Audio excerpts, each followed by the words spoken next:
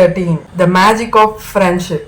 ஆரவ் ஸ்கூலுக்கு வந்தப்போ ஆரவோட class ma'am வந்து சொல்றாங்க, இன்னைக்கு எல்லாருக்கும் டீமா ஒரு ஒர்க் கொடுக்க போறேன், ஒவ்வொருத்தருக்கும் ஒவ்வொரு டீம் ப்ராஜெக்ட் தர போறேன்னு சொல்லிட்டு ஆரவ் கூட மீராவையும் ரோஹனையும் ஜாயின் பண்ண சொல்லிட்டாங்க. பட் ஆரவுக்கு எப்பவுமே ஒரு விஷயத்த நம்மளே பண்ணணும், நம்மளே அந்த விஷயத்த முடிக்கணும்னு தான் எப்பவுமே ஆரவ் நினைப்பான்.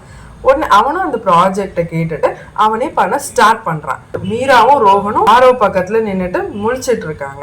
ஆரவ் அந்த ஒர்க்கை ஸ்டார்ட் பண்ணும்போதே அவனுக்கு தெரியுது, ஐயோ இவ்வளோ விஷயம் இருக்கே அப்படின்ட்டு. இருந்தாலும் அவன் ஹெல்ப் கேட்கறதுக்கு ஹெசிடேட் பண்ணான்.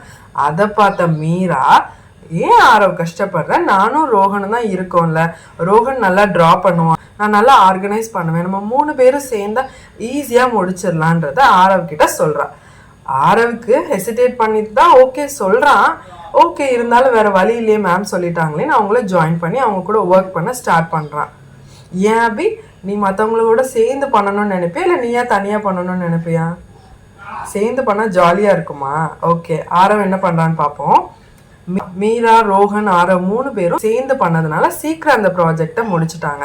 அப்பதான் ஆரவுக்கு புரிஞ்சது, நம்ம டீமா ஒரு விஷயத்த பண்ணும்போது சீக்கிரமாகவும் முடிச்சிடலாம், ரொம்ப அழகாகவும் பண்ணலாம், ஒவ்வொருத்தரோட கிரியேட்டிவ் ஐடியாஸும் அதில் இருக்குன்றத புரிஞ்சுக்கிறான். அதை தாண்டி அதில் நிறைய ஃபன்னான விஷயம் இருக்குது, நம்ம என்ஜாய் பண்ணலாம் டீமாக பண்ணும்போதுன்றத ஆரவ் புரிஞ்சுக்கிட்டான்.